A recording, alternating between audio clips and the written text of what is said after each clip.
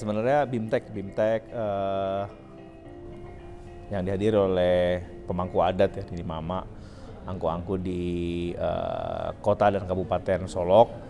Tujuannya sih ingin menekankan nilai-nilai budaya Sumatera Barat yang mungkin saat ini mulai banyak yang bergeser atau hilang, dan juga kaitannya dengan kaula muda, anak-anak muda yang udah mulai banyak terpengaruh oleh perubahan zaman. Dalam artiannya bimbingan teknis ini membekali pemangku adat tersebut dari kota kabupaten Solok agar mereka lebih percaya diri dan membimbing anak-anakannya di masa depan yang terkait dengan tadi budaya-budaya yang bukan kaitan dengan benda ya, tapi dengan betul-betul kebudayaan, dengan adat istiadat, falsafah hidup orang Minang, orang Sumatera Barat.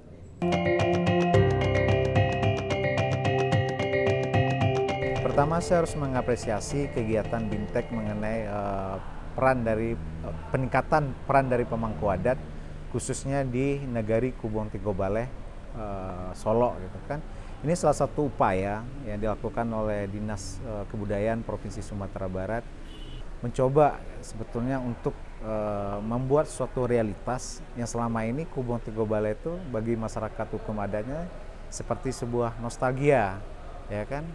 Tetapi tidak punya catatan sejarah yang sahih, yang punya kajian ilmiah. Nah, dengan adanya BIMTEK ini, ada pertemuan sejumlah para pemangku adat mencoba mendistribusikan ide dan gagasannya, pemikirannya, baik yang tersirat maupun yang tertulis.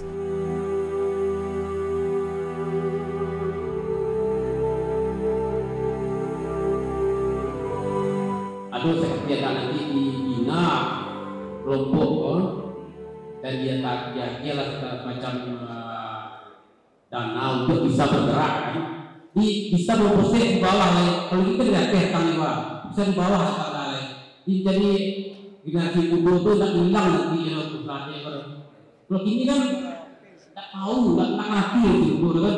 Kami kan mau ke kate orang lalu kan tapi nak generasi muda juga dia bisa nanti kita sebagai pemerintah pendidik sering menurut atau belajar atau lagi, tapi kama makannya lain tahu gitu, tapi kasih dia tahu gitu, tapi bama jawabannya gini, under track anunya, masuk apanya under track ya, tak kedua jalur apa, tolong tujuh ke itu.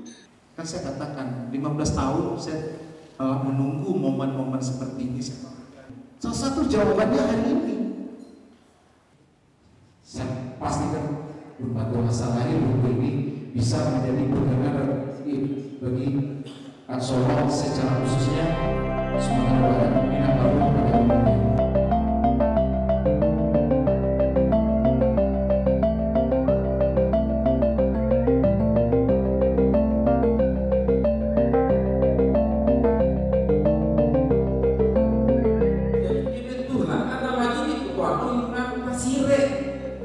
Itu maksud saya Pak.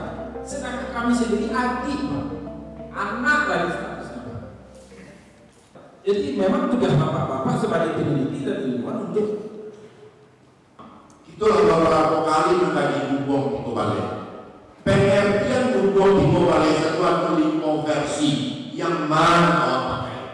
jadi Minangkabau lah punya tulisan dalam bentuk simbol. Siapa ya kok? Tapi saya itu tak pandai membaca. Kalau masuk notulennya Muhammad Aisyah semua yang dimulai. Soalnya dengan budaya atau mitra kerja aku bisa ngecek kalau dengan tolong nanti carikan solusi.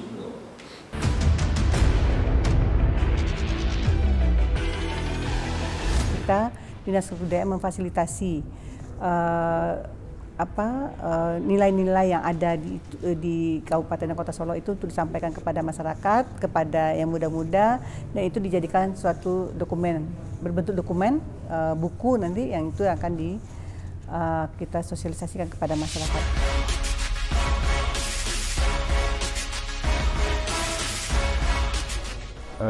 Karena anak kemenakan kita sudah banyak menggunakan gadget sekarang, tapi itu tidak masalah. Sepanjang ini kita edukasi, kita beri pelajaran-pelajaran yang berkaitan dengan dengan peran adat dan budaya. Jadi makanya saya sangat setuju sekali dan senang sekali salah satu visi dan misi gubernur atau pemerintah Provinsi Sumatera Barat tentang adat dan budaya.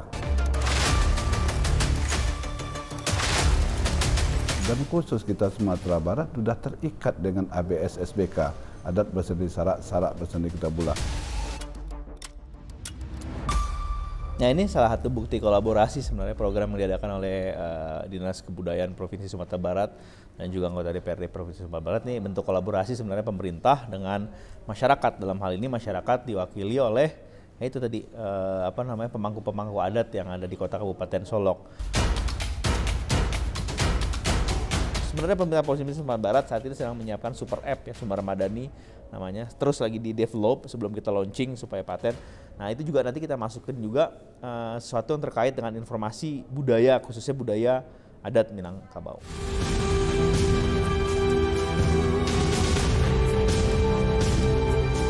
Untuk Kota Solok dan Kabupaten Solok nanti ada keberlanjutannya, karena ini kan baru pemberian pencerahan Bintek ya, apa yang akan kita sampaikan nanti kepada yang muda-muda, generasi berikutnya dari yang tua-tua yang ada sekarang. Perlu lagi secara berkesinambungan atau berkelanjutan mengadakan Bintek seperti ini.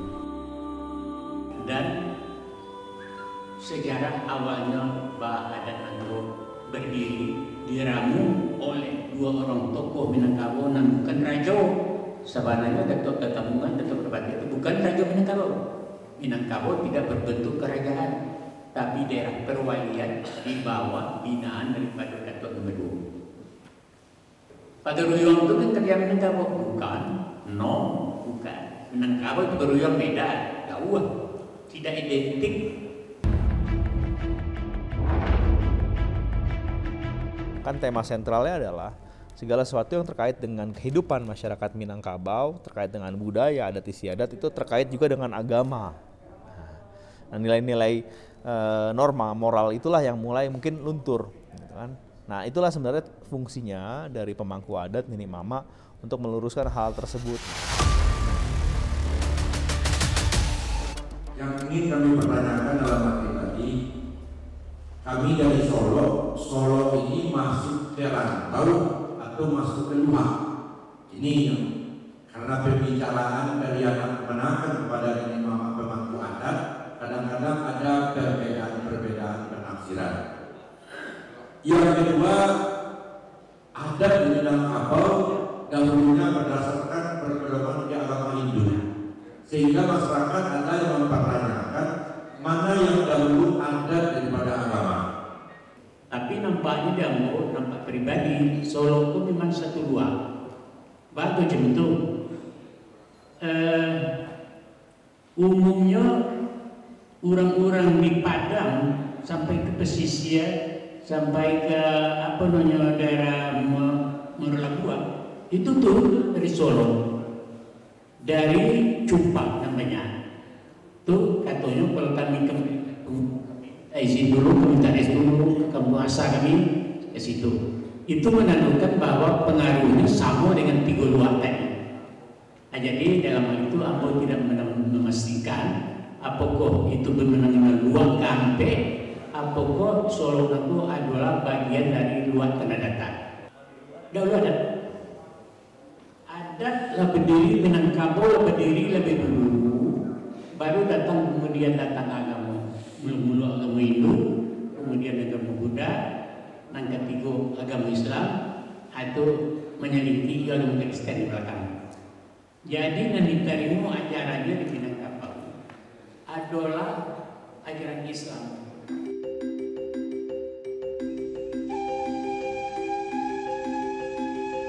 Dan untuk itu juga dibahas kegiatan-kegiatan yang juga jadi narasumber beliau Bapak Yus Datuk Parpatih, yang beliau angkat materi adat Selingkah Nagari dan adat Sebatang Panjang.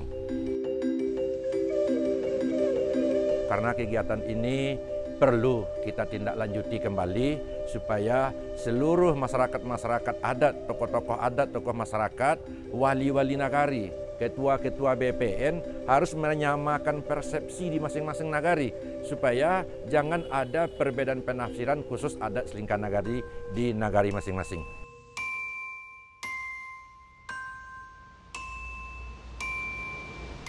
Terima kasih yang sebanyak-banyaknya kepada pemerintahan karena kegiatan ini banyak mempunyai nilai-nilai dan banyak untuk pedoman-pedoman pelaksanaan adat selingkah nagari.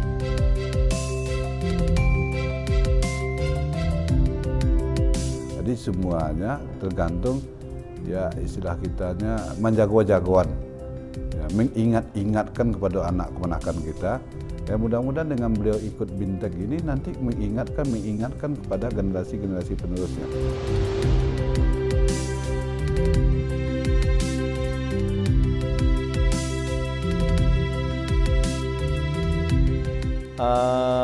Dengan kemudahan teknologi saat ini, dengan arus informasi yang begitu cepat dan mudah didapat, tentunya pasti banyak infiltrasi budaya, baik budaya Indonesia sendiri dari tempat lain maupun budaya asing masuk ke Indonesia. Nah tentunya anak-anak muda zaman sekarang ini pasti lebih mudah terpengaruh oleh perubahan zaman. Nah sebenarnya kebudayaan di Sumatera Barat ini kan sesuatu yang sangat luar biasa.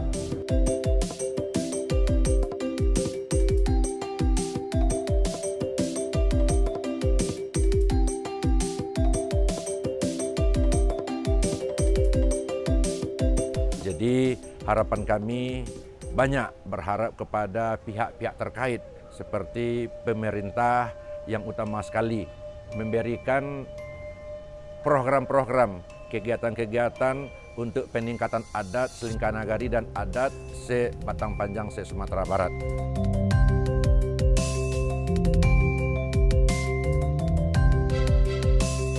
Ini kita dokumentasikan dan kita sampaikan kepada yang lebih mudah, kepada banyak publik yang lainnya untuk Kabupaten Solok, sehingga nanti sejarah dari kota dan Kabupaten Solok ini sudah terdokumentasi dengan baik.